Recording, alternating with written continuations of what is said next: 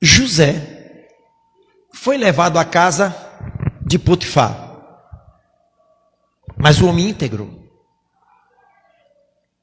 Mas Deus precisaria criar uma articulação para ele chegar a ser o rei lá do Egito. Mas José não tinha acesso ao rei. Você acha se nós temos acesso ao presidente? Como é que nós chegaríamos a um presidente? Você acha que você chegar agora lá em Brasília, ei, olha, eu sou lá de Paraíso do Sul, e eu vim aqui para falar com o presidente. Você falaria com o presidente? Mas se você tivesse uma pessoa ligada a ele para te levar lá, facilitaria. Você tinha uma articulação. Então Deus, ele cria uma articulação para que José chegasse a ser rei. Qual foi a articulação que Deus criou? A cadeia, a prisão. Você já pensou, dentro da previsibilidade de Deus, se fosse para avisar José, José, você vai ser rei do Egito, agora você tem que ir preso. Ele que sonhava tanto. Vocês estão entendendo o trabalhar de Deus como é que é? Como foge da previsibilidade humana? Eu vou te colocar como rei lá do Egito. Agora antes, eu vou te colocar na cadeia. Essa é a minha articulação. O que aconteceu? A mulher de Potifar deu em cima de José. Olha que José estava trabalhando na casa de Potifar. Ela foi para ter relação com ele. Como ele não aceitou, ela rasgou a roupa dele, tirou a roupa dele e saiu na rua gritando, dizendo que José tentou violentar ela. Olha a situação de José. Olha a articulação que Deus permite. Ele vai para onde? Para a cadeia. Na cadeia tinha lá o copeiro e o padeiro. O padeiro fazia os pães, o copeiro servia o vinho. Quem era que tinha articulação com o rei? O copeiro e o padeiro. Exatamente Deus permite que na cadeia o copeiro e o padeiro, que tinha acesso o rei, e o rei teve um sonho e ficou conturbado, perturbado.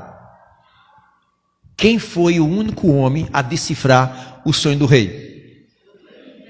Mas quem foi que falou para o rei? E o copeiro estava onde? Você entende agora como é que é a articulação de Deus? Há muitas situações de nossa vida que a nossa previsibilidade foge do conhecimento humano.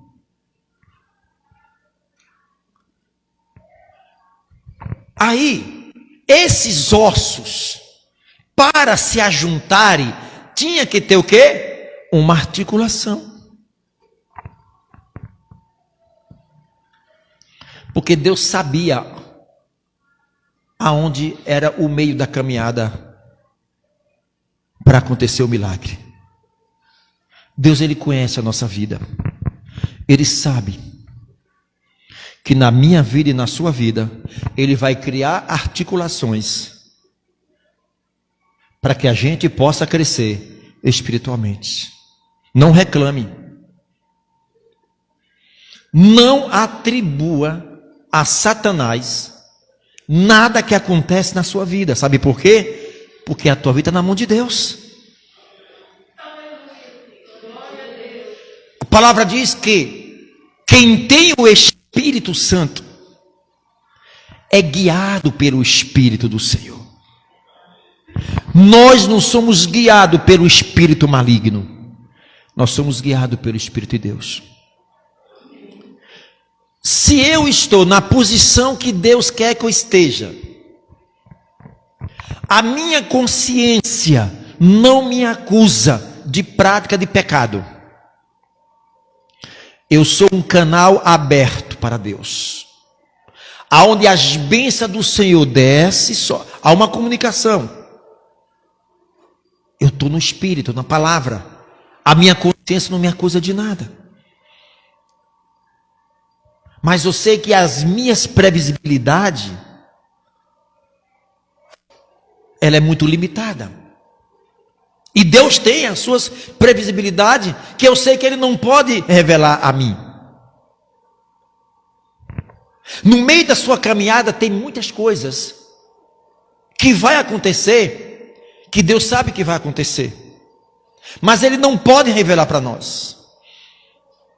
Porque se Ele revelar para você e para mim, a gente não vai suportar. A gente vai desistir do Evangelho. Vocês estão compreendendo o que o Espírito Santo está falando, igreja? A Bíblia diz que Deus, Ele escolhe as coisas fracas para confundir os fortes. Eu não posso.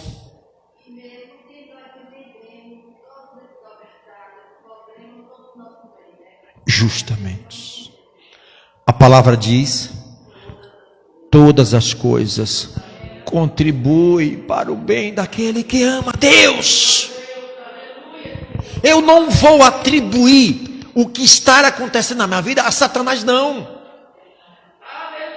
A não ser que eu cometa as coisas erradas, pecados, que vem um castigo pós o pecado. Para cada pecado tem uma punição. Não misture as coisas. Punição é uma coisa, provação é totalmente diferente. Muitas das vezes nós estamos pagando punições, estão vindo sobre a nossa vida por nossa desobediência, pelo nosso coração endurecido. E o nosso coração fica tão orgulhoso, prepotente, egocentrismo demais no nosso coração, que a gente não assume os nossos erros para consertar esse erro dentro de nós, e a gente atribui ao trem os nossos erros. Assumam os seus erros. Assuma os seus atos. Não queira responsabilizar alguém pelos seus erros. Porque nós temos consciência o que é que está errado na nossa vida. O castigo o castigo virá. E possa, igreja, que este castigo seja uma dor tamanha que o corpo não pode suportar.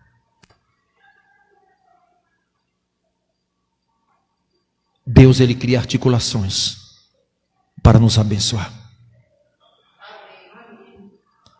Vocês têm consciência que vocês já passaram por muitas articulações de Deus e foi necessário para criar estrutura na nossa fé. Deus disse a Ezequiel, no versículo 2: e me fez andar ao redor deles. Me fez andar o quê? E onde é que estava Ezequiel? Em um vale? Muitos ossos. Quando Deus levou Ezequiel, ele estava no meio dos ossos. E agora ele diz: rodeia os ossos. Rodear. Se ele estava no centro, ele não estava no centro dos ossos, ele já não podia começar dali. E por que Deus disse rodeia os ossos? Tamanho foi o cuidado de Deus, porque Deus sabia, se Ezequiel começasse a andar, ele estaria pisando nos ossos secos. Não era nem seco, sequíssimo. Aqueles ossos que estavam ali, estavam sem vida, não tinha vida. O que acontece quando o profeta começa a andar ao redor dos ossos? Começa a ver um ruído. Deus criou uma articulação para que os ossos se juntassem. Foi ou não foi? A Bíblia diz que houve os barulhos dos ossos. Os ossos batendo no outro, procurando cada uma as suas articulações, igreja. Não fique pensando que um osso de um outro corpo foi para outro corpo, não. Cada osso foi para o seu corpo. Deus trabalha em harmonia, em sintonia. A pergunta é, irmã Lígia, Deus estava vendo aquela vergonha? Ossos. Estava sob ou sobre a terra? Sob a terra. Em cima. Esses ossos não foram enterrados. Ele estava sob a terra. Não tinha ainda lançado terra sobre aqueles ossos. Apesar que os ossos estavam sequíssimos. Mas não estava coberto por terra ainda. Havia uma esperança, igreja. Havia uma esperança para aqueles ossos que não tinham vida. Estava sequíssimo. Talvez é um período de vergonha na nossa vida. De dor na nossa vida. Na nossa família.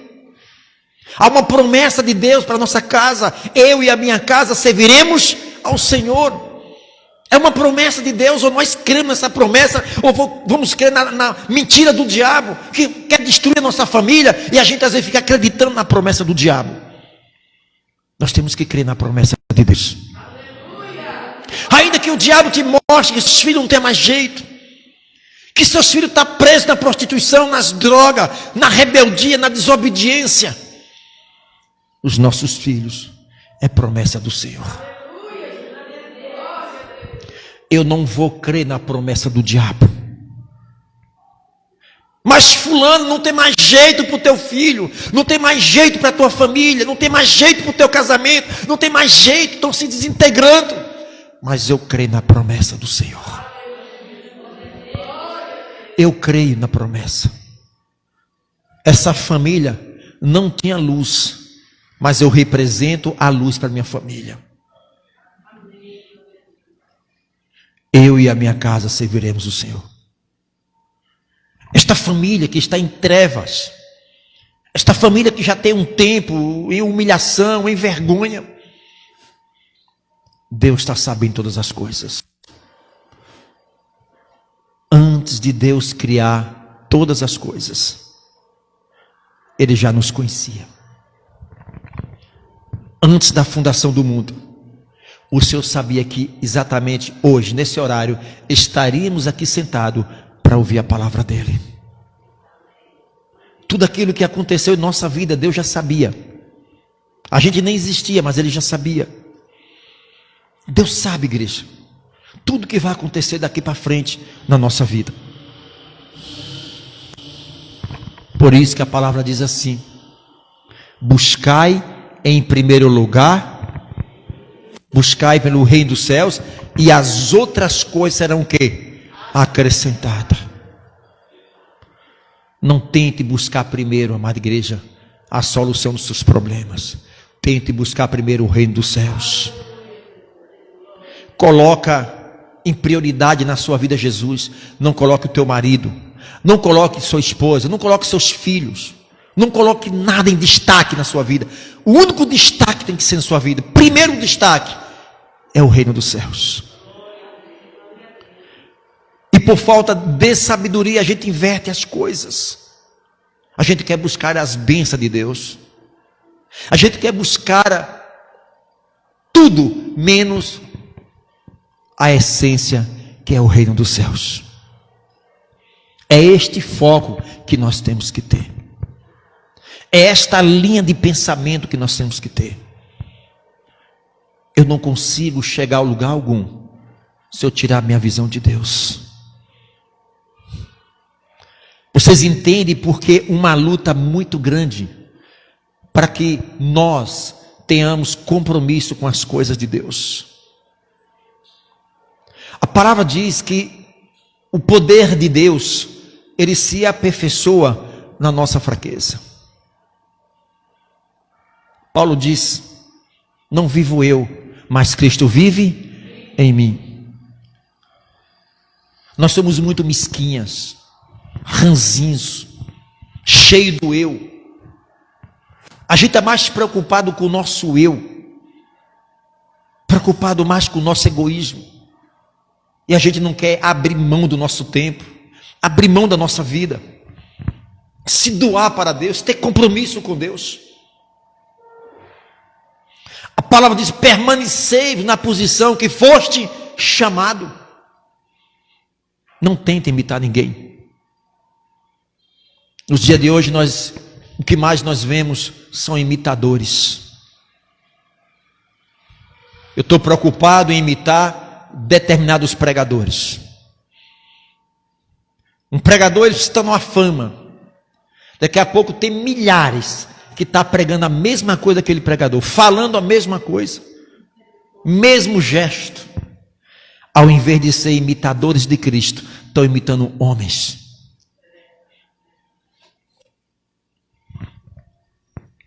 Há uma grande diferença. Quando o homem vai, é muito diferente quando Deus envia. Há uma diferença. Não busque Deus por aquilo que Ele tem para te dar. Não busque Deus pelas bênçãos que Ele tem para te dar. Busca o Senhor por aquilo que Ele é na nossa vida. Ele é o Senhor da minha vida. Ele é o Deus da minha vida.